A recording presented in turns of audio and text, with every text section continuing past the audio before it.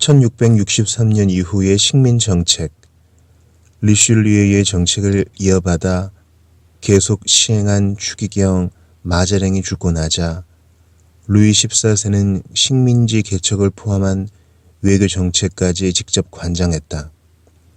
이때가 1661년이었다. 2년 후 캐나다는 왕실령이 되었다. 옛 회사는 부실한 실적 때문에 문책을 받고 해체되었다. 감독권은 새로운 왕정기관인 감사원에 이양되었으며 1674년 이후에 왕실 소속 위원회가 퀘벡의 주교를 지사로 세웠다. 위원 5명은 왕이 임명했다. 거기다 신임 재무상인 장 바프티스트 콜베르는 철저하게 상업주의 정책을 폈다. 그리하여 모국은 식민지의 교육을 독점할 수 있었다. 콜베르 아래에서 프랑스는 제국이 되기 위한 경쟁에서 유럽의 나라들과 어깨를 나란히 할 수 있었다. 캐나다의 조건은 그럼에도 불구하고 통탄할 정도였는데 주로 사람들이 널리 흩어져 살았기 때문이다. 약 2,500명의 무역상과 관리들과 사제들은 늘 위협하는 이로코이 원주민들에 대항할 방어 능력도 전혀 갖추지 못한 채 작은 외딴 정착지에 살고 있었다. 새 형태의 정부도 평화와 번영의 시대를 만드는 데는 실패했다.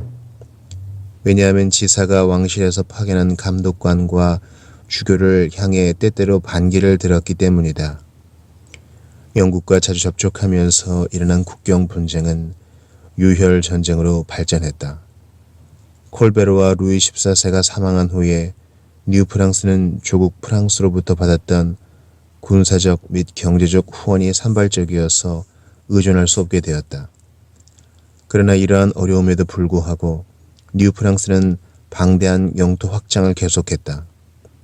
어떤 의미에서 영토 확장과 그에 따르는 어려움은 몽상가요, 모험을 좋아하는 탐험가인 르네 로베르 카발리에 드 라살 공을 잊게 한 원천이 되었다. 그가 바로 확장일로에 있는 더 위대한 뉴프랑스를 바라는 아이디어를 처음으로 가진 사람이었다. 한 차례의 엄청나게 긴 그리고 어려운 탐험을 마친 후 그는 퀘벡에서 미시시피 하구로 그리고 오하이오의 본부에서 미주리 주의 로키 산맥 원천들이 있는 곳에 이르기까지 요새화된 지역의 하늘에 왕실의 백합화 문양 깃발이 휘날리도록 해야 한다면서 왕을 설득했다. 즉 뉴프랑스를 5대5 전체와 북아메리카 대륙의 심장부를 다 포괄하는 거대한 내지 제국으로 만들자는 것이었다. 식민지 개척을 위한 라살의 모험은 미시시피 하구에서 비극적으로 끝났다. 그러나 웅장한 아이디어의 씨는 이미 뿌려졌다. 그 이듬 해부터 영토 확장을 위한 모험이 연속으로 시도되었다. 피에르 르 모인 이보빌 공은 1699년에 빌럭시 만에 포트 모레파스를 세웠는가 하면 그의 아우 장 바프티스트 르 모인 비앙빌 공은 1718년 뉴올리언스를 창건했다. 북부의 위험한 지역에는 보루를 건립했다. 즉 케이프 브레턴의 루이스버그, 온타리오 호수의 나이아가라, 저지대 와바시의 빈센스, 그 밖에 1753년에 세운 포트 두켄, 피츠버그를 포함한 다른 보루들도 있다. 서부에는 피에르 고띠에 드 바렌 라 베랑드리 공이 샤스카추완과 미주리 계곡들을 방어하기 위하여 준비했다. 이와 같이 요새화된 지역은 인구도 적은 데다 통치도 엉망이었다. 존 로가 세운 악명 높은 인도 회사는 신속히 이윤을 거둘 수 있다는 희망에서 뉴올리언스의 창건을 밀어주었으나 적절하게 관리하지 못하여 정착민들은 생존의 위협을 받았다. 1731년 루이지애나는 캐나다에서처럼 왕실을 통치 아래 들어가 지사와 감독관들의 지도를 받음으로 대혼란에서 구출되었다. 하지만 이즈음 프랑스의 통치는 막바지로 향해 가고 있었다. 1713년 위트레흐트 조약으로 허드슨만 일대는 잉글랜드의 소유가 되었다. 더 심각한 것은 노바스코시아도 그렇게 되었다. 포트로이얼 주변의 구프랑스 주민들이 처음에는 남아있어도 된다는 허락을 받았으나 그 후 조지 왕의 전쟁 기간에 그들은 반영국 활동을 했다는 의심을 샀다. 1755년 노바스코시아 식민지 총독인 찰스 로렌스 대령은 캐나다의 남동부 아카디아 주민 6,000명을 추방했다. 1847년 롱펠로의 에반젤린이 출판되자 미국인들은 그때야 비로소 이들의 비극적인 운명을 알게 되었다. 1762년 루이지애나 영토 전체는 잉글랜드의 수중에 들어갈 수 없게 스페인 부르봉 왕조에 양도되어 남아있다가 마침내 1803년 미 합중국에 팔렸다. 그 무렵에 캐나다 역시 넘어갔다. 캐나다가 1763년 영국에 양도되었는데 1759년 울프 장군이 퀘벡을 함락시킨 것이 군사적으로 결정적인 사건이었다. 프랑스는 아메리카의 제국을 건설하기 위한 경쟁에 늦게 뛰어든 것일 수 있다. 프랑스의 노력은 자주 빗나갔으며 식민지 통치는 우발적이고 비효율적이었다고 할 수 있다. 성공을 거둔 경우도 오래가지 못했다. 그러나 전체적으로 보아 뉴프랑스는 놀라운 성취를 일궈냈으며 모국에서나 북아메리카의 넓은 지역에 있었던 교회 역사의 측면은 우리의 관심을 끌기에 충분하다. 17세기 프랑스의 교회적 배경, 절대 군주주의와 교회. 스페인과 마찬가지로 프랑스에서도 교회와 국가는 서로 밀접하게 얽힌 관계였고 교회와 국가는 다 국민주의의 부상으로 크게 영향을 받았다. 비록 프랑스는 교황을 대신하여 교회를 다스릴 수 있는 권한을 인정하는 국왕 교회 보호권을 교황으로부터 통치자들이 부여받지는 못했으나 왕과 성직자는 옛 갈리아의 자유를 사뭇 선망했다. 필립 4세는 교황의 우위권에 시비를 걸어 로마에 대항했다. 그는 교회 세수에서 교황에게 바치던 것을 삭감했으며 1303년 교황 보니파시오 8세를 감금함으로써 자신에게 내릴 출교 조치를 미리 방어했다. 1438년에 실제적 제재와 1516년의 볼로냐 협약으로 프랑스에서 교황의 권위는 더 실추되었다. 본래 개신교 신자였던 앙리 4세는 교황의 요구에 대하여 약간 우려를 나타내는 정도였으나 그의 부르봉 후계자들은 점점 더 군왕의 절대주의를 지향함에 따라 프랑스에서 교황의 목소리는 점차 미미해졌다. 루이 14세는 보슈의 주교와 협력하여 1682년에 중대한 선언을 했다. 즉 왕들의 현세적 주권은 교황과는 무관하며 교회 공의에는 교황보다 상위에 있고 교황은 프랑스 교회의 일에 간섭하지 말아야 하며 교황은 무호하지 않다고 선언했다. 루이 역시 바티칸이 모든 주교로부터 거두어들이던 수입을 가로채는 데 성공했다. 그러나 갈리아주의, 즉 교황권 제한주의로 인하여 프랑스에서 교회와 국가 간의 유대가 느슨하게 풀렸다고 속단해서는 안 된다.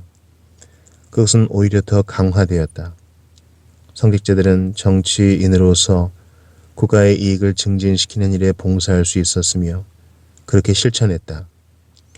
이를테면 리슐리의 추기경은 루이 13세 아래에서 이탈리아 태생인 마자랭 추기경은 루이 14세의 통치기간 동안에 플레리 추기경은 루이 15세의 치하에서 정치가로서 활동했다.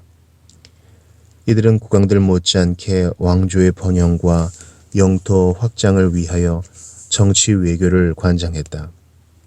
종교개혁으로 말미암아 유럽 대륙을 휩쓴 종교전쟁의 와중에도 그들은 프랑스의 이익이 된다면 언제든지 교황과 합스부르크가에 대항하여 개신교 편에 서기를 마다하지 않았다.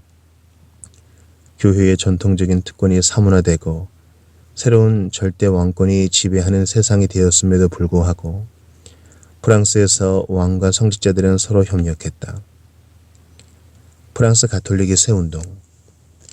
프랑스에서 식민지 개척에 대한 열망이 꿈틀대기 시작하던 세기에 가톨릭의 경고는 놀랍게도 새롭게 소생했다.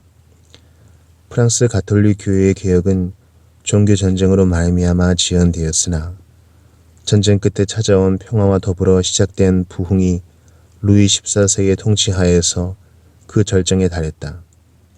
예수회는 소르본의 반대에도 불구하고 신속히 그리고 널리 확산되어 갔다.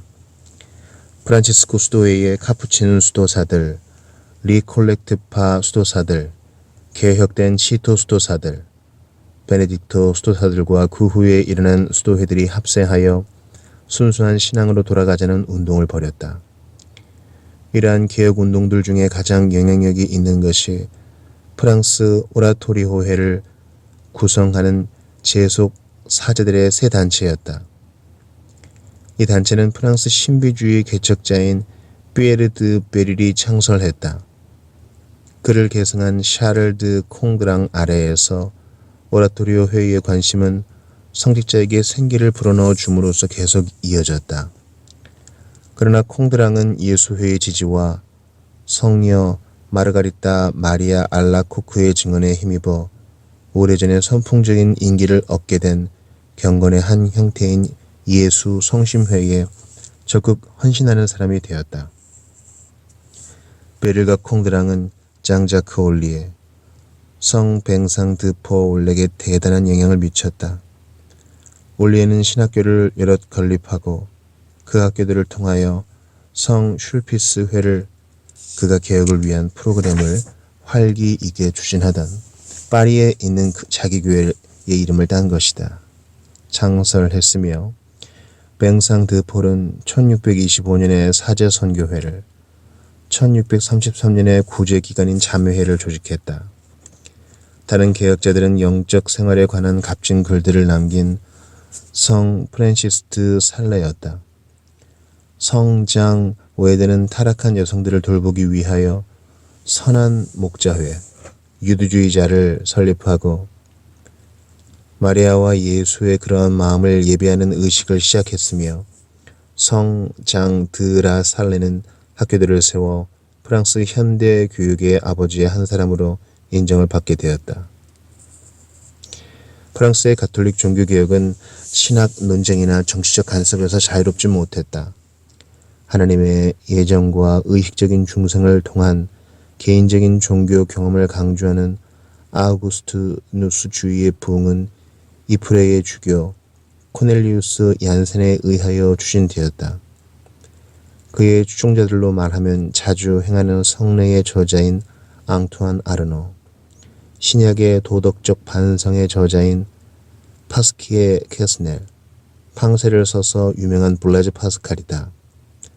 파스칼은 그의 시골뜨기 편지에서 예수회를 신랄하게 비판했다. 파리 근처에 있는 보르유알 수도원을 중심한 큰 그룹의 얀센주의자들도 물론 얀센의 추종자들이다. 얀센주의자들은 예수의 수사들이 펠라기우스주의와 공리주의 윤리를 따른다고 공개적으로 맹렬히 비판했으므로 예수회로부터 심한 반감을 샀다. 예수회는 왕과 교황을 끈질기게 설득하여 1713년 우니제니투스 교서를 내려 얀센주의를 정지하도록 했다.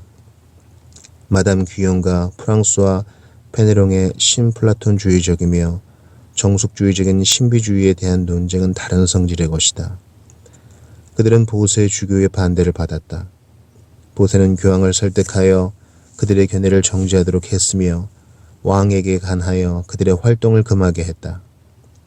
예수회가 루이 14세에게 압력을 가하여 1785년에 낭트 칙령을 철회하도록 오래 설득한 끝에 결말을 보아 개신교 신자들이 특전을 누리지 못하도록 한 것은 프랑스의 아주 불행한 일이었다. 얼마 지나지 않아 많은 위근호들이 독일, 네덜란드, 잉글랜드, 아메리카 등지로 이주해 갔다.